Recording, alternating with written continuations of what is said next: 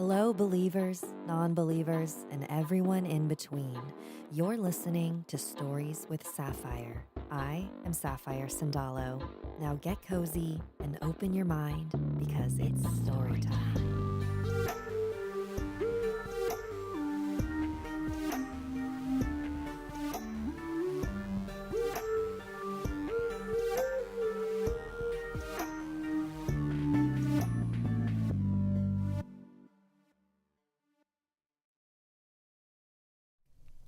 Happy Wednesday and welcome to Stories with Sapphire Live. I am Sapphire Sandalo.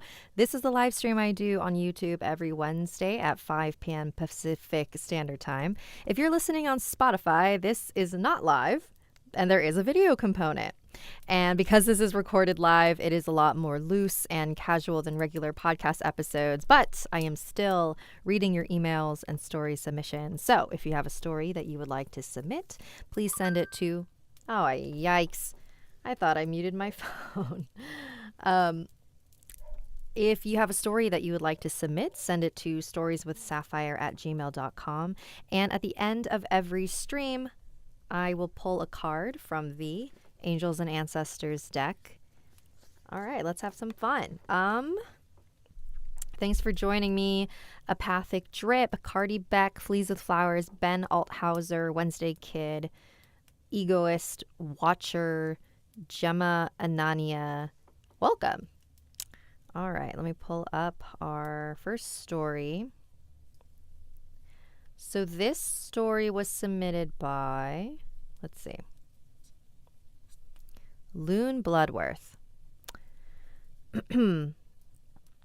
Hey, it's Sapphire. I'm Lune Bloodworth, and I've had this story for a while. I've been waiting for a good opportunity to post it. I hope you enjoy. In the depths of the city of Sacramento in California lived a group of friends, Haven, Jordan, and Michael. They were all close friends and constantly hung out at each other's place or at their favorite bar. Jordan was the leader of the group and was the one who often paid for the drinks. One night, the three men decided to go to the bar to celebrate the 1-year anniversary of their friendship. Jordan would be the designated driver, so he wouldn't drink at all, despite his friends' wishes. About an hour or so went by, and Haven, along with Michael, were both very drunk, so Jordan figured it was time to leave. Before he could even approach the two, he heard, "Hey, redhead!" Jordan turned his head around to see a very beautiful woman sitting in the bar, waving him over. "Come on over here." She smiled and spoke as if she knew him. Jordan smiled back and walked over to the woman. "Hi, why'd you call me over?" Jordan asked curiously. The woman chuckled softly and replied, "Well, you seemed the most trustworthy to talk to. I'm all alone here, and I figured it wouldn't hurt to have a nice conversation." Jordan shrugged his shoulders. "Well, if you're alone, I wouldn't mind keeping you company." So the woman and Jordan talked for a good few minutes, and he enjoyed the conversation. He had almost forgotten what time it was until he heard Michael's loud shouts in the bar. "I'm gonna rule you all!" Jordan panicked and remembered why he was even there. "Oh my God, Michael!" He got up to try and drag him out of the bar, but the woman grabbed his arm. "Wait! I need to tell you one last thing before you go. Please, just one thing." Jordan stopped and took a breath. He didn't want to be rude. "What is it?" "I want to tell you my deepest, darkest secret, but you have to swear to me you'll keep it." "Will it be quick? I really gotta..." "Yes, it will be quick. Just say this before I tell you." Jordan waited a moment. "Cross my heart, hope to die, stick a needle in my eye." Jordan looked really confused. "What? Why do you want me to say that?" "It's an old saying people would say so that they would keep their word. Now, quickly say it." Jordan sighed and repeated the phrase. "Cross my heart, hope to die, stick a needle in my eye." The woman looked calmer now. She pulled Jordan closer and began to whisper in his ear. Jordan's face quickly turned to utter horror as she finished speaking.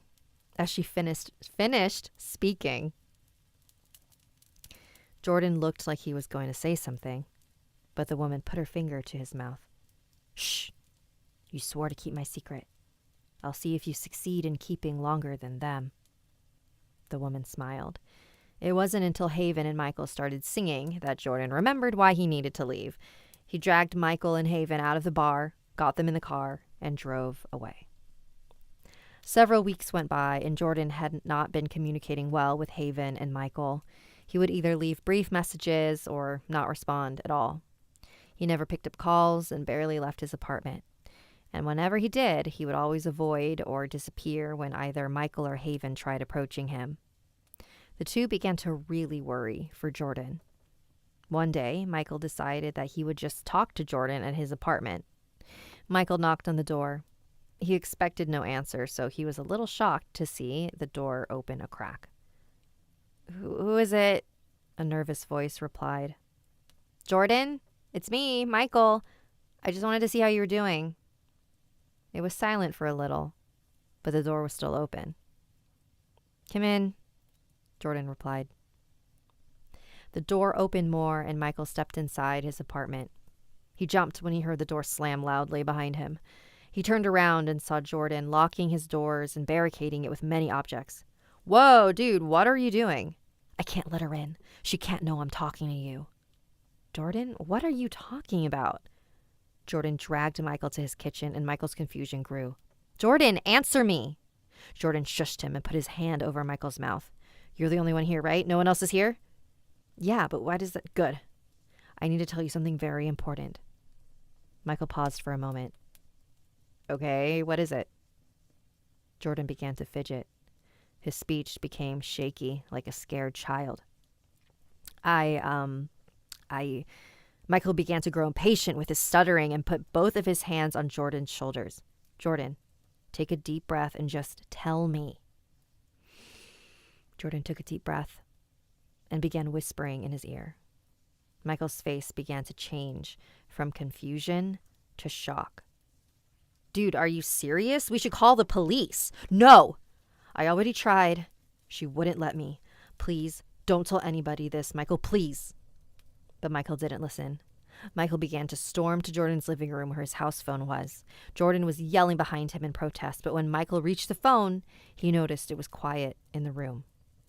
That's odd. Jordan was just yelling at him not even a minute ago. Did Jordan suddenly realize it wasn't worth fighting over? Either way, Michael needed Jordan to relay what he had told him, so he went back to the kitchen. "Jordan? Dude, are you there?" There was no answer, but when Michael walked in the kitchen, he found out why. Michael gasped loudly before covering his mouth in pure horror. Jordan was nailed up against the kitchen wall. His chest was ripped open to where even the ribs were broken off. His heart was slashed in an X shape, while Jordan's eyes were impaled with needles. Lastly, his mouth was sewn shut. Michael couldn't move, but he felt like he was going to throw up. Before he even could, he heard a voice behind him. He swore not to tell anyone.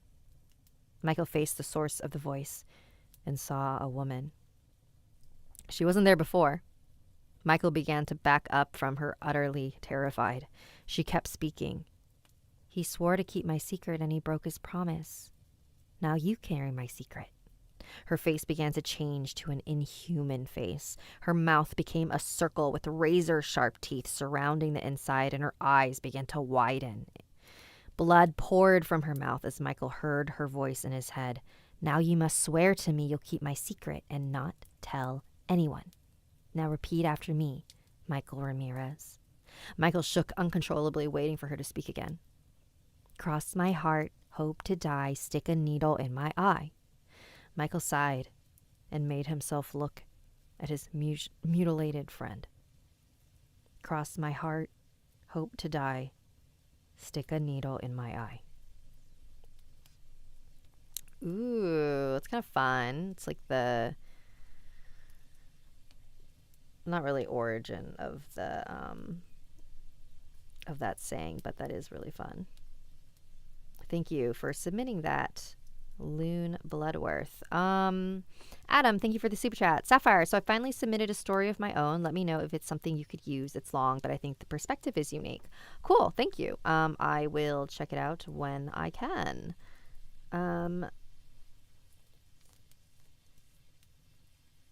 Okay. Sorry, I was reading all the other messages. All right. What did we think of that one? I want to know what the secret is. But then we'll die, so maybe not. Okay. We got another one. This one is also, I believe this is in, is it Ireland? I believe. Okay, here we go. So this is submitted from Holly. This is a story told to me by my grandfather. It starts like this. My great-grandfather, Jack, used to live in Ireland. One night, he was coming home from work. He was a builder, but also played the fiddle, and if people ever had a party, they would say, "Send for Jack." So he played the fiddle for a lot of his friends' parties. He had just finished work, and a friend had asked him to play his fiddle that night, so he was on his way over. It was pretty late, and he was going down a dirt road near a forest on a cliff where the waves were crashing against the rocks. There were marshes on his other side. He was just taking in the quiet when he heard what sounded like hooves and turned around to look at what it was. There was nothing there. Then he felt heavy breathing on his neck. His hair stood up on end and a shiver went down his spine. My family believes that whenever you get a shiver like that, someone is walking on your future gravesite. So he turned around and came face to face with what looked to be a man on a horse. But the man had no legs. It was only later that my great-grandfather realized that the man was part of the horse. His torso was grafted onto it. It was also completely hairless. In fact, it had no skin, its entire surface appearing like raw and living flesh. My great-grandfather said that he saw thick black blood coursing through his veins as his sinewy muscles writhed with every movement he made. His arms were long and ape-like and hung down to the ground, but instead of fingers, there were claws, and instead of 2 eyes, it had one huge blood-red eye in the center of its face. Granddad Jack dropped his fiddle and ran as fast as he could. He could hear the creature's thundering hooves behind him. He prayed to every god he could think of to help him. He ran and ran. The creature was close behind. When he looked behind him, it was reaching its long, slimy hand out to touch him, when suddenly he burst out of the leaf canopy. Just as it started to rain, the creature turned its one huge red eye to the sky and wailed. It sounded like 100 souls being tortured, and it vanished into a pool of blood and slime. Jack had passed out from the shock of what he just encountered and only arrived home at around midnight, covered in water, slime, and blood, and he told his wife what had happened, and she explained that he had seen a Nuckelavee. The Nuckelavee, or the devil of the sea, is a hairless, skinless sea demon, although it is able to roam freely on land. The creature is seen to be riding a horse.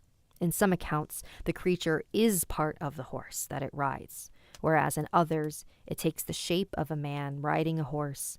But in all accounts, it is pure evil and a plague demon.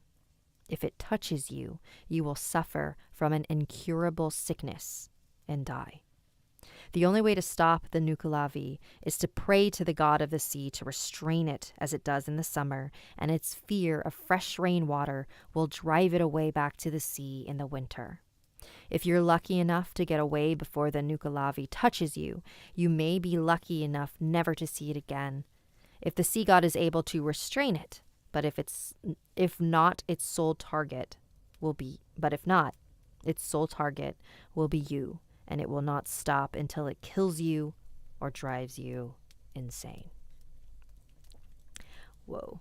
So I don't know if I pronounced that right. So if there's anyone Irish in the chat, please let me know how it's pronounced. It's Nuckelavee, Nuckelavee. But yeah, that's kind of cool. The concept of a creature who is like this fusion of a man on a horse, but it's not a man on a horse. That's pretty cool. All right.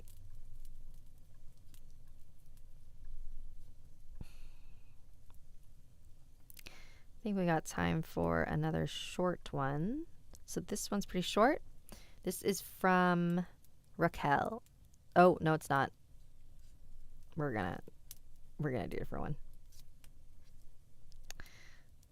This one is called Granny Mimi's Final Goodbye. This story is a personal one that goes all the way back to when I was still in elementary school, which was over 40 years ago. My family is huge, with lots of aunts and uncles on both of my parents' sides of our family. Back in elementary school, on my mom's side, we had a great aunt who the adults called Mama Hilda. But to us kids, we always called her Mimi, and she was loved by everyone in the family. My mom always claimed that supposedly her side of the family has the gift of seeing spirits, and that sometimes it shows up in certain people in our family. Even my older sister has claimed to have seen spirits at some point. Even from a young age, I always loved the idea of seeing ghosts, whether they were on TV or in horror movies, and I never got scared or had nightmares growing up from watching the really scary horror movies that were around at the time that had characters like vampires, werewolves, ghosts, zombies, Leatherface, Freddy, Jason, Michael, Chucky, etc. I watched them all growing up from a young age and never had a problem with the truly scary stuff. One day, Mimi got sick and had to be sent to the hospital for treatment, and she spent months there, with only the adults being allowed to go see her while we kids couldn't. I remember always wondering when she was going to be allowed out of the hospital or when I could go see her. Then, late one night, months after Mimi was sent to the hospital, my parents received a call that made them rush out of the house to go to the hospital, leaving my older sister and myself home alone while they were gone after telling us that something was wrong with Mimi. I remember that later that same night, sometime after they had left, I had climbed into my bed to go to sleep like usual and had fallen into a deep sleep. And while I was asleep, I had the strangest dream. Even now, all these years later, I can still remember it very clearly, like it recently happened. In my dream, I woke up standing in my backyard where everything was bright white, and Mimi showed up from behind me. She pulled me into a hug and told me that she had to go, and told me to be good before she released me, and turned to walk away and disappeared into the bright light. I woke up back in bed and panicked before I got out of bed and rushed to my parents' room, not really understanding what the dream meant. But when I reached my parents' room, it was to find they had not returned yet from the hospital. So I checked the clock as I climbed into their bed and fell asleep, only to be awoken hours later by Mom, who told my sister and me that Aunt Mimi was dead and that she had died around the time I had my dream. Wow. That was pretty cool. Very classic ghost encounter where it's so unbelievably common to be visited by somebody as they are dying, which I think is so cool. I think whether you believe that that's what's happening or not, I feel like that's such a cool thing that our brains do. But that's because to me, I feel like that is proof that there's something going on. Like, it's just, to me, it's just, that's just something that humans have, where we are able to communicate with each other in really important moments. And it does not make scientific sense, but when it's really important and it really counts, you get a visit. I don't know. I think that's really cool. Thank you for sharing your story. All right, we are coming up to reading time. Card reading time. All right, here we go. So let me pull a card for everyone.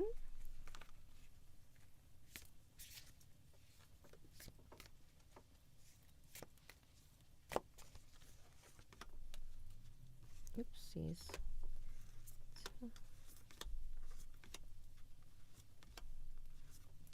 All right. we got Protection Guardian. Drop your shields. I like that. All right. Oopsies. Oh no. Oh no. Dropped all my cards. Okay. Where's Protection Guardian? Drop any shields of shame, resistance, and fear that are standing between you and your chances of enjoyment and fun. Know that you don't need to hide who you are or the gifts that you have. You were born to shine. The Protection Guardian is a feminine version of Archangel Michael. She is a fierce, protective, yet loving warrior angel who carries an indestructible shield of power and protection and will come to all who call on her. She will help you drop your fear-based shields and move into a loving, protective force field that will keep you safe but will allow your gifts to shine out. Although she is here to guard you from lower energies, she is completely relaxed, serene, and confident because she trusts that love will always prevail. You may have encountered shame or embarrassment in your past, but that is not your present. Angels are drawing close at this time to help you move beyond any limiting thoughts, emotions, and patterns that may be making you feel unsafe. Know that angelic protection is swirling around you at this time and will help you move forward in a more fearless way. Call on your guides for help in changing your frequency so you can feel safe and protected at this time. You are stronger than you think, and your angels and ancestor guides are here to help you realize this now. Aw, I love that. Thank you, Protection Guardian. All right. Oh no, I lost my cards. Guess I'll make sure I find all of them later. All right, everyone. That is the end of our stream. Thank you so much for joining me. Again, I stream on youtube.com/Sapphire Sandalo every Wednesday at 5 p.m. Pacific. If you'd like to submit an email or story, send it to storieswithsapphire@gmail.com. Salamat and good night. Ben Althauser, thank you for the super chat. Thanks for the good stories. Thank you all for joining. Gemma Anania, Yiup, Queen Sundare, Aaron, Elijah Alardi, Abby. Oh, wait, did I already say that one? Abby Ananya. Oh, we got two Ananias in here. Gemma and Abby. Yumi 1000, Nightwalker, Riley Slaya. Thanks for hanging out. Good night.